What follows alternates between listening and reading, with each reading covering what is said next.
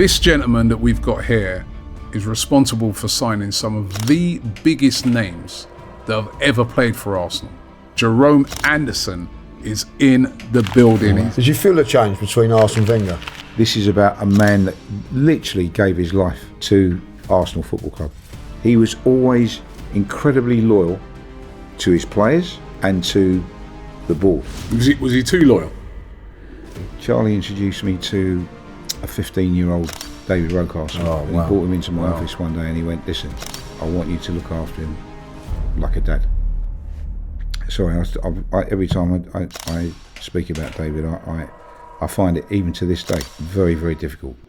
I personally take my hat off to the manager and the players. The players needed help in January, not just the fans. I don't know if that story's ever come out.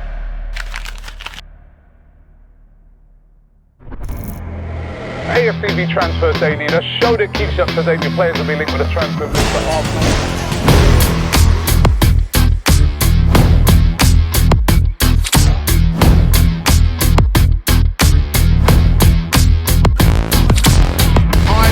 To AFTV Transfer Daily, the show that keeps you up to date with players that have been linked with a summer transfer move to Arsenal.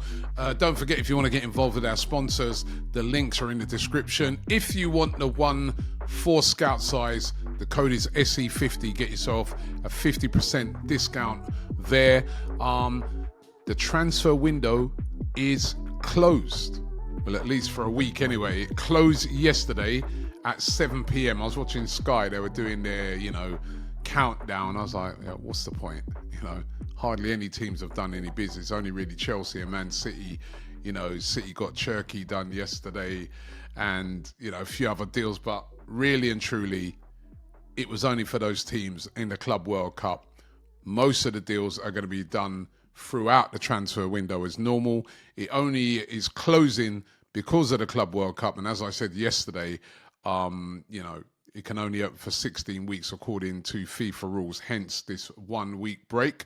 But all of the rumours and activities continue with, no sort of slowing down right now. Let's start off with Sesko. This is the one that, all Arsenal fans are interested in, that striking position. And caught offside, they are claiming, alongside many other outlets today, that Arsenal getting a bit frustrated with the negotiations for Sesko. And a lot of this is due to RB Leipzig now demanding a fee of around 80 million euros. That's the release clause, which is around 67 million pounds. They're not wanting to budge off of that release clause. Arsenal don't want to pay that release clause. They want to be able to pay it in installments. They want that figure to be a little bit lower than that 67 million pounds. But RB Leipzig at the moment not wanting to budge off this. It's said that Arsenal are seeking a conclusion to this deal as soon as possible and have set a deadline of around about June the 15th for this to be all sorted out. Now, that's only next week, Sunday, or should I say Sunday coming, just before the window then reopens, that they're setting this deadline, according to reports, this one coming from Caught Offside. Is this a hiccup in the deal? Is this something that is going to throw a spanner in the works? We do know that there are Saudi clubs, including Al Hilal, who are interested in signing Sesko as well. But Sesko is said to prefer a move to Arsenal. I still think the likelihood is that this deal will happen, but we're getting now into negotiation stages, and negotiations for a player like this that's in demand is not going to be easy. If Arsenal can't get the deal done to sign Sesko, there are several reports saying that they will turn their attentions back to Victor Gyökeres, that this deal is still not off the cards and should still not be discounted. As I reported on yesterday's show, he's another player that's very upset with his club for holding out for, big demands. So this time they want 80 million euros. He was said to have an agreement with Sporting for 60 million euros with a possible 10 million in add-ons. they've apparently gone back on this. He's not happy, but he would, weirdly, when you consider his goal-scoring record, be cheaper to buy than Sesko. A lot of that should do with his age. He's 27. Sesko's still only 22. But he would be a cheaper alternative to, I say alternatives, but his goal-scoring record is amazing. But a cheaper alternative to Sesko, going to be interesting that if Sesko did become difficult, would Arsenal turn back to Gyökeres, and would he come? That would be the other thing. And there's a third option, which has been widely reported again that Arsenal have, and that is Ollie Watkins. Now remember, they tried to go after Ollie Watkins in the January transfer window, wanted to offer around about £40 million. Villa wouldn't budge off of that. They wanted more money, and the deal completely fell through, and he ended up staying. But he's said to be Arsenal's third option if they can't get Sesko or Gyökeres. As I was talking about, I think it was on either yesterday, it's the show the day before, that Villa, in not making the Champions League, now have issues when it comes to, the players they have, and, they're looking to get rid of a couple of players just to balance the books. Could they let Ollie Watkins go? 29 now, so not a young spring chicken anymore, but said to be the third choice. If Arsenal can't get Sesko or Gyökeres, they would then turn once again to Ollie Watkins. So negotiation times are going on behind the scenes. All every Arsenal fan wants to see is a striker coming in, a good striker as well as scores lots of goals. Rodrygo is the other player that's been heavily linked with a move to Arsenal, as we know, since the window opened on the 1st of June. He wasn't with the Brazil team yesterday, who beat Paraguay 1-0. Big up to Martinelli, who actually started in that game. But it's interesting, Rodrygo posted a picture yesterday on his Instagram of him training at Real Madrid with the caption, happy. That was the caption, happy. They of course, got the Club World Cup coming up, Real Madrid.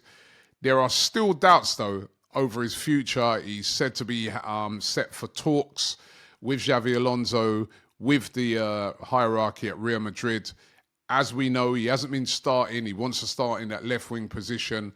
Arsenal, very, very interested. Mikel Arteta said to be very interested in bringing him in at Arsenal. But he's saying on his Instagram post that he's happy.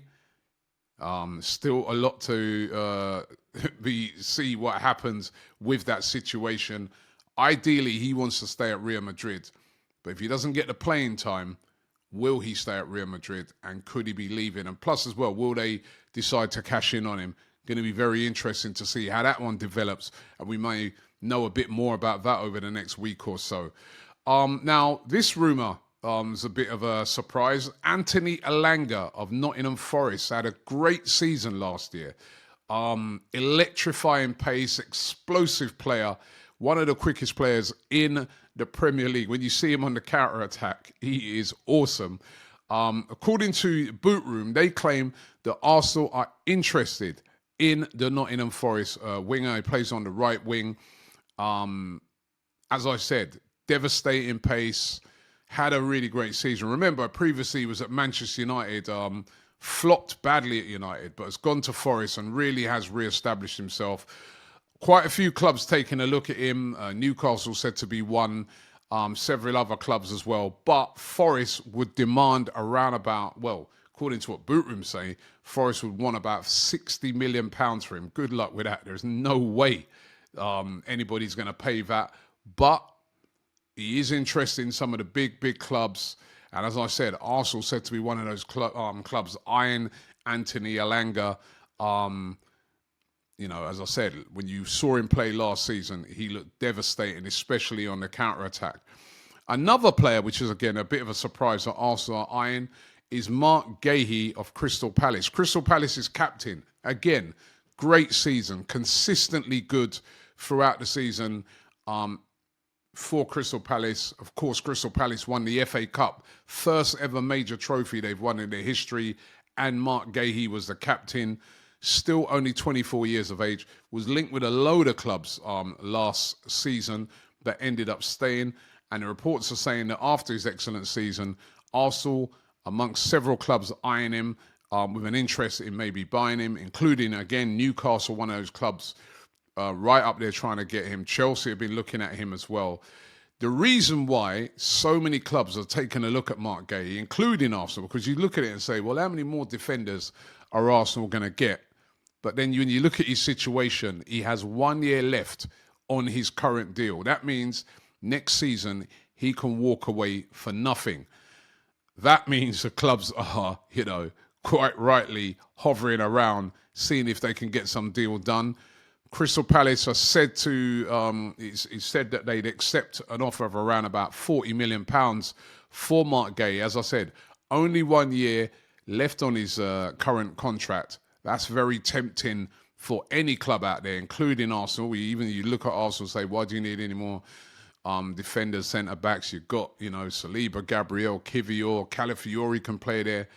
But for a player like that, if he's going on the cheap, with his quality, Arsenal, of course, are going to look at him. The one thing I'd say is, would he move to a club like Arsenal where he wouldn't start over Saliba and Gabriel in a World Cup year? Again, I've said it before, this is going to be really significant for a lot of players, especially a player like Marc Guehi, who's trying to get into that England team. And after watching England in that another poor performance last night when they lost 3-1 against Senegal,